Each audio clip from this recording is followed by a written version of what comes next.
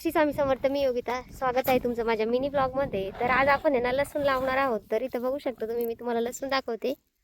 तर आहे लसूण आणि आता हा कसं लावायचं तो तुम्हाला दाखवते. तर आता हे शहरातल्या ताई दादांसाठी हा माझा व्हिडिओ आहे. तर कृपया माझ्या गावाकडच्या ताई दादांनी कृपया हसू नये आणि मी दाखवण्याचा काय प्रयत्न करते ते घ्या फक्त तुम्ही. काय वाईट असं काही नाही, सगळे शेतकरीचे इथं माझे जे व्हिडिओ बघतात ते. तर बघा अशा अंतरावरती ना लसूण टाकायचं आहे. आता मी एक हाताने कॅमेरा पकडलेला आहे त्याच्यामुळे मला एवढं काही दाखवता येत नाही. तर बघा अशा पद्धतीने ना आता हे कसं पण लावलं ना तो उगायला उगतोच. तर असं लावायचं आहे एवढ्या अंतरावरती. आता माझ्याकडून थोडा दाट झाला आहे. तर बघा असं लावलेलं आहे. आता उगवल्यानंतर मी तुम्हाला दाखवतेच. तर अशा पद्धतीने तो झाकून द्यायचा आहे. याला म्हणतात लसूण. आता उगवल्यानंतर पण मी तुम्हाला दाखवेल. एवढा सगळा पसारा आहे पहा. आता कसं घर आवरतो बघा. मी तुम्हाला कसं क्लीन करून दाखवतो. एवढा पसारा आहे. आवरल्यानंतर बघायला भेटेल तुम्हाला. बाय.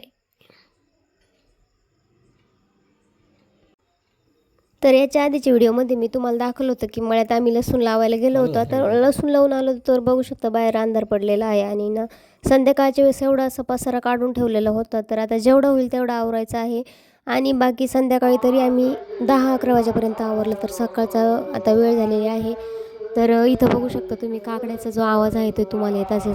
सर्वांची सारवण झालेली आहे. तर पण मी काय केली नव्हती कारण आज शेणच जे आहे ते मळ्यातून आणलं नव्हतं.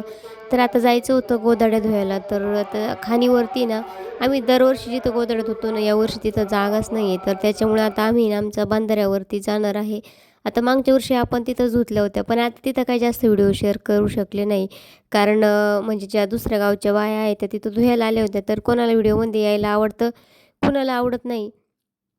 तर त्याच्यामुळे थोडासा जो व्हिडिओ आहे तो घेतला. तर तिथं बघू शकता तुम्ही काही आमच्या गावातील पण लोक होते आणि गर्दी असल्यामुळे मी काही जास्त व्हिडिओ शूट करू शकले नाही. पण थोडासा जी क्लिप आहे ती घेतली. बाकी ज्या आहे इथं धुवायला जागा होती पण गोधड्या वाळत टाकायला जागा नव्हती.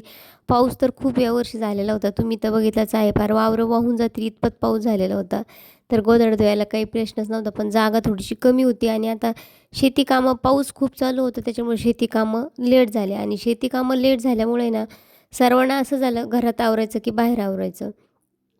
तर त्याच्यामुळे जसं ज्याचे कामं होत होते तसं ते गोधड्या धुवायला येत होते. तर बघा इथं अशा पद्धतीने गोधड्या आपटाव्या लागतात तेव्हा निघतात. आमच्याकडं काय वॉशिंग मशीन कोणाकडंच गावाकडं नसतं. तर इथे ना प्रत्येकजण असं ट्रॅक्टर घेऊन आलेलं होतं आणि इथे ना जी मक्का सोंगणारे असतात ना ते इथे शेजारीच राहतात. तर खरंच मला त्या मुलांचं आश्चर्य वाटलं की इतकी छोटी छोटी मुलं होती ना. आपल्या मुलांना स्विमिंग क्लास लावूनही स्विमिंग म्हणजे पोहता येत नाही. तर ती मुलगी मी तर म्हणते पहिली किंवा दुसरीला असेल म्हणजे 7-8 वर्षाची असेल. तर इतकी म्हणजे खतरनाक पोहत होती ना. तर बापरे. म्हणजे ना देव जसं आहे ना जशी परिस्थिती तसं माणसाला घडवतो हे मात्र तेवढंच खरं आहे.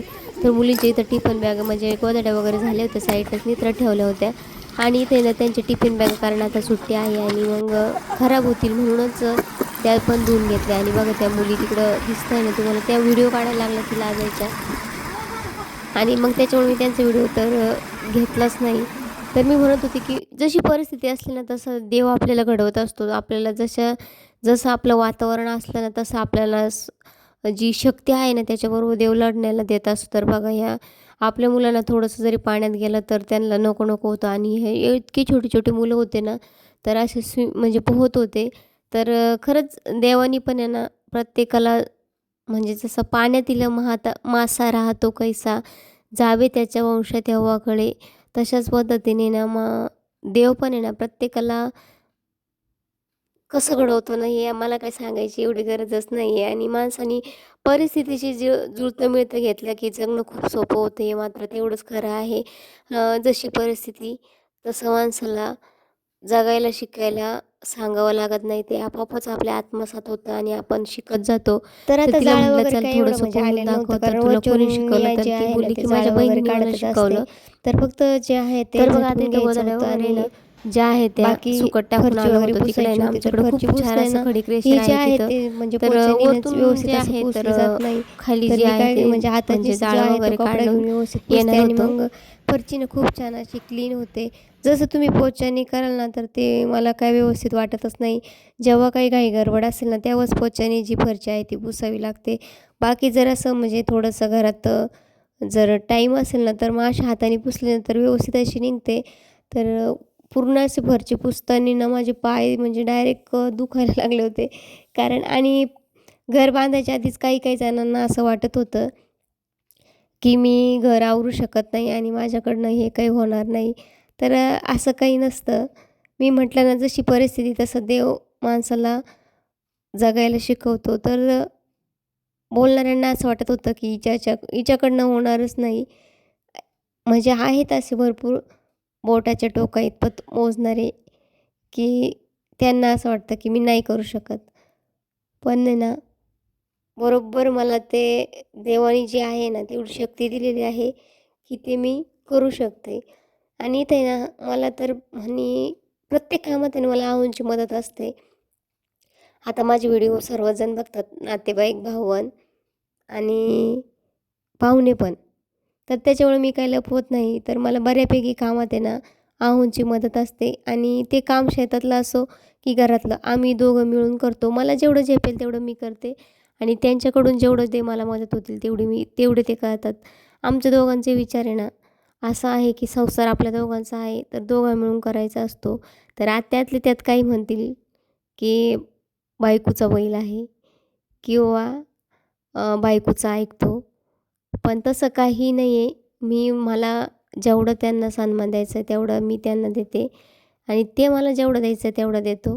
भांडणं वगैरे तर आमचं चालूच असतात. प्रत्येक जिथं भांडण नाही तिथं प्रेमच नाही आणि एवढं काही स्पष्टीकरण द्यायचं मला नाही. पण मग बोलणारे खूप असतात. आता जे तुमच्या तोंडावरती चांगलं बोलतात ते तुमच्या पाठीमागे चांगलंच बोलतील असं काही नसतं.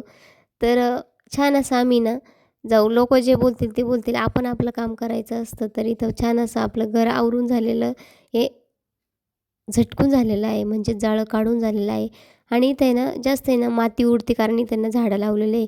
ती माती ना तुम्ही बघत असाल पाऊस कधी पण येतो. त्याच्यामुळे ना ते पाणी तिथं साचतं. मग आहे ना माती साचते तर त्याच्यात पाणी ओतून आहे ना मग जे आहे ते स्वच्छ केलं होतं. आता आपल्याला घर काय धुता येत नाही कारण आपण पुट्टी केलेली आहे. पुट्टी केलेली असते आणि त्याला ऑइल पेंट जो आहे तो म्हणजे कलर दिलेला नाही त्याच्यामुळे ते आपल्याला धुता येणार नाही आहे. आणि असं म्हणतात की घर जास्त धुवू पण नाही कारण आपण जी पूजा वगैरे जास्त केलेली असते आणि त्याच्यामुळे ती जी पॉझिटिव्ह एनर्जी आहे ती बाहेर जाते असं म्हणतात. आता मला काही एवढं माहीत नाही. तरी तर मला आहे ना आवाज येत होतो कोणीतरी तर ते मी बघितलं आणि इथं मनी प्लॅन्ट आपली खूप छान झालेली आहे आणि आरूची मग मी काम करते आणि आरू मदत करणार नाही असं कधी होणारच नाही. तर तिच्या मदतीने चाललं होतं मला मदत करायची. तर बघा इथं आहे ना जे पाणी आहे ना पाणी जाण्यासाठी जे आहे तो पाईप आहे टाकलेला तर त्याच्यातून मस्त असं पाणी जातं आणि खूप दिसतं तेवढं सोपं नाही एकदम मनपसंत जे आहे झाड ते लावले. आवरणं एकदम पण. मस्त वाटतं झाड तर आता लावले. यातले मी काहीच थोडं अट्रॅक्ट थोडं जे करतात. आहे ते घेतलेलं होतं.